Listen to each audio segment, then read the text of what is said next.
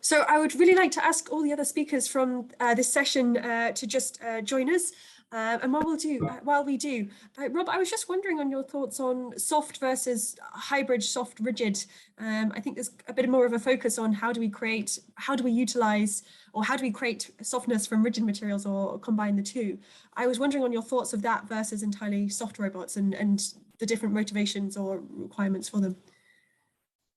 Yeah, it's a really good question. And I think, again, to quote my colleague, Oliver Brock, I feel like the field of soft robotics for the first 10 or so years of its existence. By the way, it started in 1980. It didn't start 10 years ago, but for the last, let's say, 10 years, it's been an alchemy phase where it's like, hey, look what we can make using soft materials. And I can make a soft gripper. I can make a soft arm. I can make whatever it is. And now we're at the point where it's like, okay, I think we understand how to do all of that. And there's fascinating, as Seppi was describing, fascinating materials questions that still exist and can be brought to bear. Absolutely. But now I think we're starting to get more towards systems. And if we start thinking about systems, then I don't think anyone would claim that if I want to go replace a more traditional robotic manipulator, that a entirely soft system is going to be the solution. There's questions about payload, there's questions about robustness, there's questions about precision and control. I think that, as you're alluding to, there's some happy medium there where something which maybe has some structural rigidity in certain places, maybe it has the ability to change phase, to lock, take bio-inspiration from echinoderms and do some sort of effective phase transitions between rigid and compliant modes, etc. I'm rambling, but I think that the solution is somewhere at the intersection. Thank you very much. So yeah, thank you very much all for your talks, and thank you for joining us again. One question just to start off is about the use of simulation and the reality gap. And I'm just wondering, because we've seen so many different examples, some which are bio-inspiration with Rob's work and Thrish, some which are kind of material polymer science, and then Marco doing fantastic things with simulation and Cynthia using computational tools. Where do you see simulation? Do you see it as a tool that is going to change how we design robots? Does it depend on the domain? Does it depend on the scale? And do you think we can successfully, significantly close the reality gap for it to be used across down to Thrish's robots in the Osovicus, or for example? What do you see? Do you see sim-to-real and computational design using simulation as the future? Would anybody like to start us off? Marco, I'm sorry to pick on you, but perhaps I should come to you first. No. So, for short answer, yes, absolutely. I think we have a great potential here, particularly when we're combining now not only the control aspect and the planning aspect as we did until now, but also the design aspect. And I think this massive growth, also the massive parallelization that we're seeing in many of the new simulators that are coming out, really allows us to generate the necessary amount of data to do that, and also to penetrate the design space a lot more.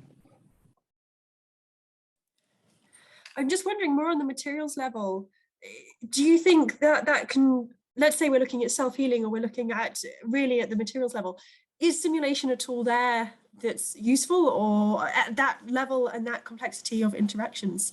Rob and Seppa, I don't know what you think of that.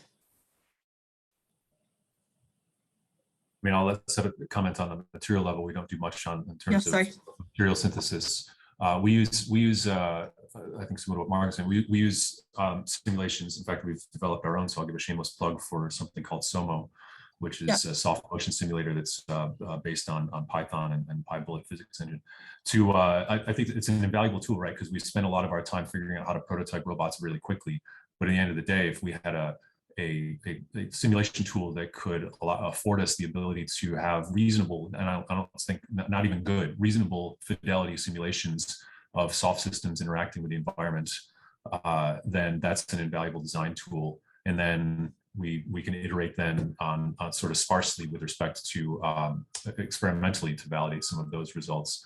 And then we've also been now working on using those kinds of tools once we have a robot, then applying machine learning and simulation to develop control policies that would be otherwise really difficult to do given the sort of high dimensionality of these systems. Yeah. Yes, we are also, we're actually also taking that route to all do the simulation onto the material level and even the molecular level. But I think, there's always a big difference between simulation for design and using the simulation for the control itself. I think if you really scale down to simulation on the material level, it's more for application where those scales are really relevant. And then I think to do the control on those scales, usually the applications there, they don't have the computational power to actually use the simulation in the control itself. Cynthia and Thrish, I wonder, how do you see simulation helping in the work you do? I mean, simulations are extremely useful. We do simulations like, so for example, in soft tissue modeling, we take CT scans from real patients and then convert them to CAD models and then get it in the cluster computers to do millions of para patients and then build surrogate models of this stuff. That is extremely useful. But when it comes to real contact, like there's something missing in contact dynamics. Like, so we really don't understand the intricate details of friction models. Like, I mean, we can approximate it to Luger model or Coulomb friction or whatever. So, but when it comes to real friction, there are things more than that. And then the vibration propagation across the body and all those nonlinear interaction dynamics are much richer in real robots. So it may be that it's a compromise, right? So you get as far as you can with the simulations and then do real world experiments and understand what is missing. So the good thing about doing a simulation is like what you put into the simulation, and then the experimental results tell you what is missing, right? And then whatever you are trying to explain what is missing is extra math you are understanding. So that is good. Yeah, I'm going to agree with what the people here have said, basically that the simulation can be very useful when we're trying to design robots or design controllers. There is still a gap between reality and simulation, but I'm also going to extrapolate from that a little bit and say that maybe our goal isn't to close that gap all the way. Because a lot of times the systems that we're designing, they need to work in a lot of different scenarios, right? And if there is a controller that you design that works or that relies on your simulation being accurate for the specific situation that you simulated it for, that robot isn't necessarily going to work in real life when that situation is not what you modeled, right? So I think there are some benefits to using simulation to help with design, to help with control. And there are definitely really interesting questions in how we can close the sim to real gap. What practically, when it comes to designing these robots, I think there are ways, or the ways that we approach design don't necessarily require that to happen. Thank you. And following on from this, we saw some lovely examples of different environments that we're trying to get embodied robots to work in, whether it's under the water, in mountains, very complex terrains, inside the body. Where do you see the future of embodiment? Well, where do we see the biggest potential gains for utilizing embodied interactions? Is it in, perhaps with Thrish, between humans and robots, or understanding that? Is it under the sea? Where do you see the biggest impact for exploiting embodiment in the coming years? I think it has potential in understanding who we are. And then robots is a good vehicle to understand what is happening in our own body, especially aging, for example.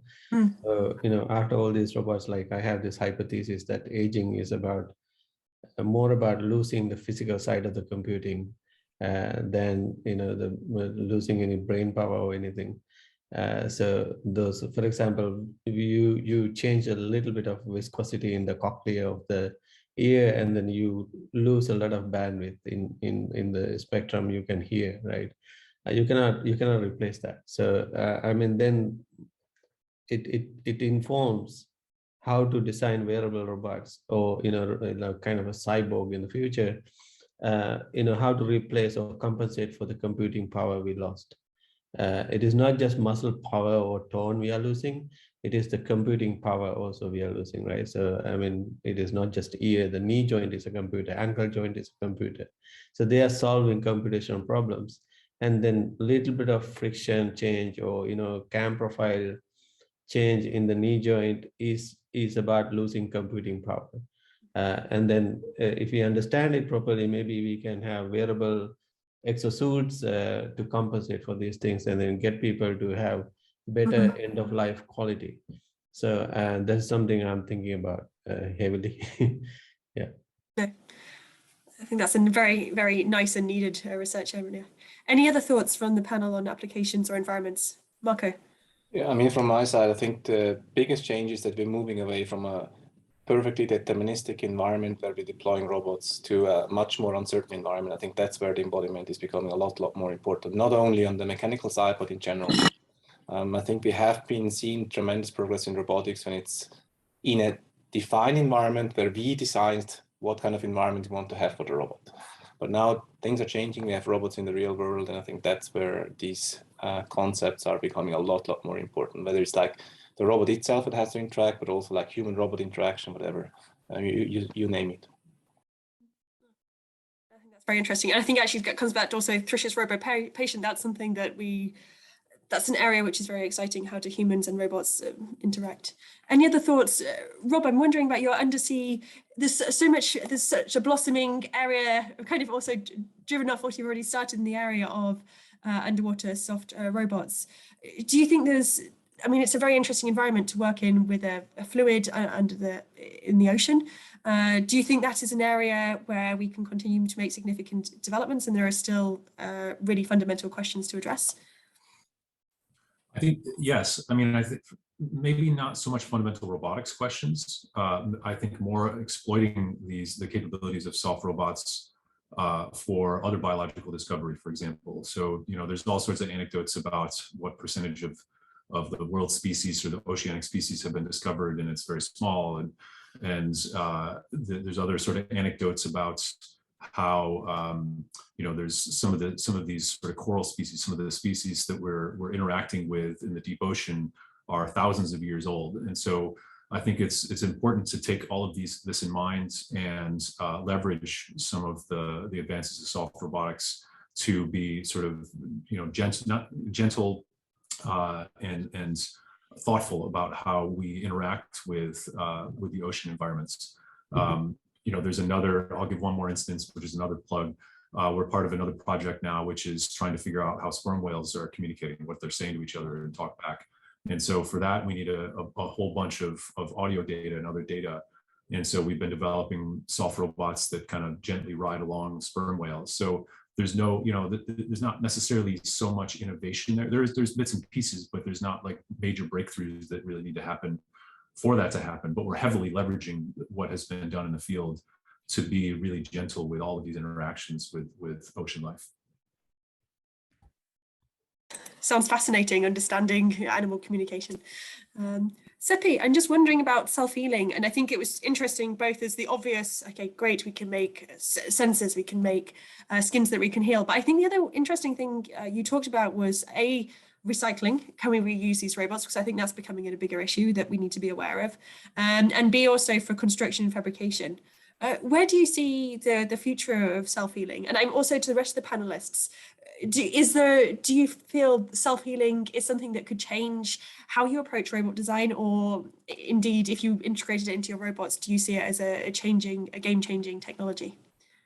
I think it is a massive thing. So I was fascinated by Seppi's talk. I mean, especially, those space applications, like, so it's very costly to send, repair people to space, right? So you're talking about mass colonization and all these things, like, so it's super important to have these structures that can self-heal, when the payloads are very expensive. Yeah, we see a lot of applications inside of robotics, but also outside. A big problem was already raised or challenged by you, Josie, is that we can get the same properties as used in products today. But I think, yeah, we can only just see it by making the application and see if we can actually get the requirements which are imposed by these applications. So that's what we're doing now. And with the soft robotics, we see that we come very close to the properties which are used. And then what we will do now is on the long term, see how the lifetime is increased, but those measurements are also a bit difficult because we need to do a large life cycle assessments and so on. But yeah, I think we really see a lot of potential different applications. And aside of this self-healing, we have the recyclability and the materials itself. They impose a lot of advantages in the manufacturing as well, and certainly for multi-material components, so we can really join things together, take them apart, put them back together, and do it for an infinite number of times, and then they can be fully recycled, or even if they cannot be recycled, they're biodegradable and so on. So I think, yeah, it will impact when we go with these robots outside of these confined environments where we have more control over them, towards the use of these soft robots in the environment we live in. We need to do it in a sustainable way, of course. Brilliant. And just perhaps one question for you all just before we finish off. Mechanical embodied intelligence or AI, where do you see the future? How do we bridge these two together? I'm interested, Marco, what are your thoughts on mechanical intelligence? Does it fit into your framework? How could it aid you? And equally, on the other side, those of us working closer in mechanical intelligence, what do you think AI has to bring? How do we get the best out of these two kind of different approaches and bring them together? Or are they the same thing? I don't know if any of you would give us a final few words on that. Sorry, that's a big question. Yeah. Thresh. I mean, if I may say something, so I don't see a boundary in intelligence, right? So it is a spectrum.